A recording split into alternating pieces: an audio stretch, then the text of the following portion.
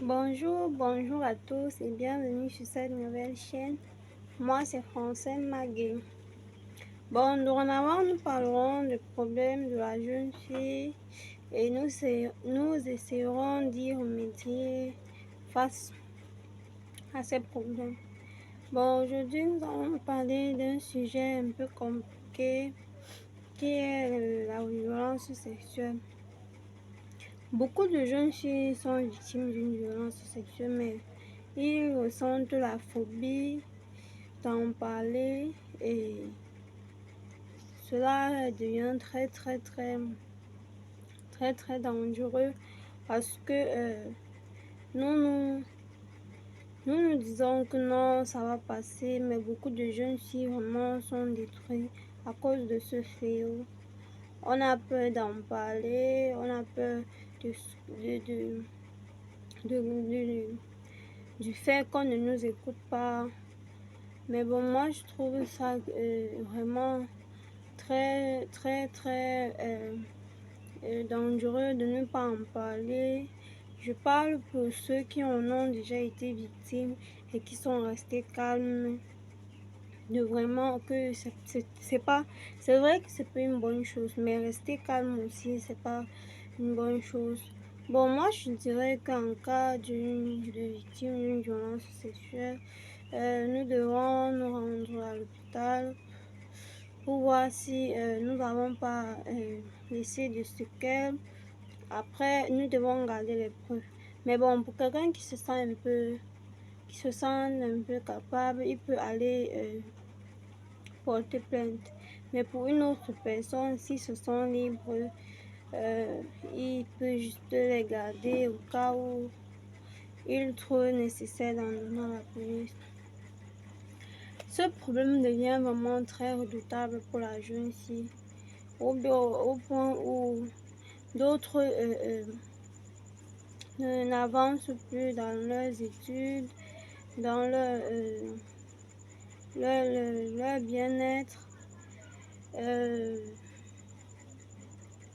Je vais un peu vous raconter une petite histoire concernant une jeune fille qui se fait violer par son homme.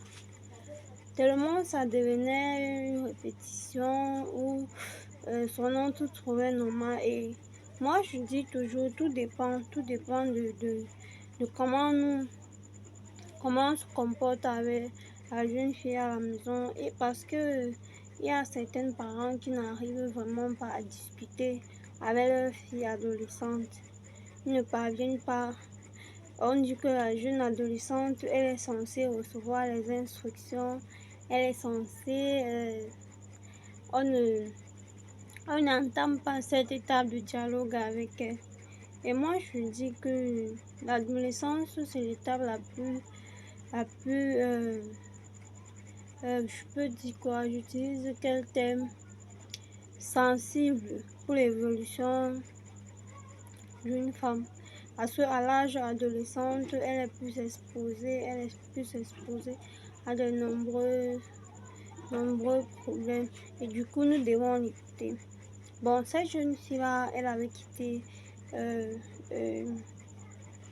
sa maison familiale pour se rendre chez son oncle pour continuer ses études. Et là, sa tante, elle est infirmière, genre elle ne dort pas. Il y a les nuits où elle doit passer à l'hôpital, il y a les nuits où elle doit passer à la maison. Et du coup, il y avait plus de nuits où elle passait à l'hôpital. Et le jeune... Bon, il y a cette astuce-là. Quand quelqu'un est sourd et il effectue un acte, moi je me dis que c'est pas parce que il était sourd qu'il a effectué cet acte.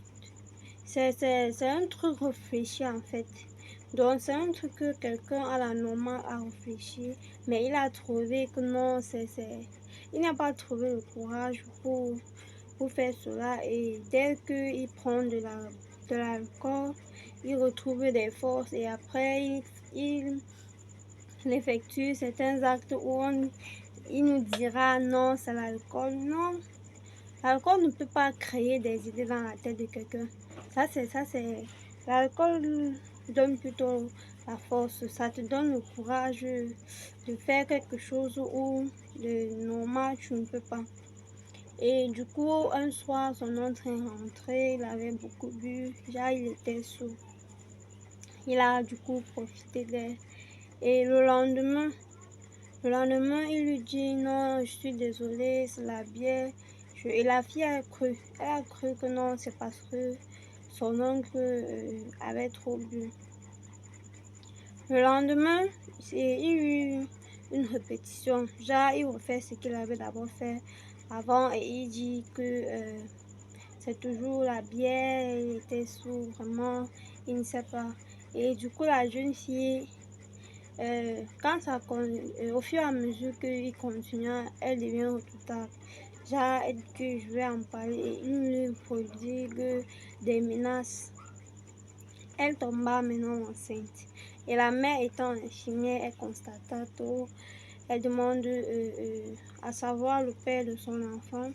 Et elle voulant lui dire que non, c'est son mari, directement le monsieur coupe la parole et lui dit, sûr que c'est l'un de terre, à travers les gestes, il lui dit, si tu essayes, ça va mal se passer pour toi. Et du coup, la jeune fille a eu très peur. Et sa tante a dit non, je peux pas héberger une fille déjà enceinte chez moi. Quelle éducation je vais donner à mes enfants? On lui a mis dehors. Mais aujourd'hui, moi, je sais pas si elle avait accouché ou pas, parce que c'est une histoire quand moi j'étais au village et du coup moi je suis plus. Et je trouve ça vraiment, vraiment très, très, très, très douloureux parce que ça c'est la vie d'une jeune fille qui a été gâchée, qui a été bafouée. Bon, pourra dire, elle pourra avoir d'autres chances que la vie peut lui donner, mais est-ce que nous devons rester attendre une chance pour développer notre vie? Non. Non, cela devient vraiment très compliqué. Moi, j'exhorte vraiment mes soeurs, mes amis, au cas de violence comme ça, nous devons dénoncer. Ça peut plus se répéter. Ça peut plus se répéter. Bon, là, moi, c'était mon point de vue sur ce fléau. Et si vous trouvez des incohérences ou bien si vous avez quelque chose à ajouter, vous pouvez y mettre dans les commentaires. Merci d'avoir regardé la vidéo et à la prochaine vidéo.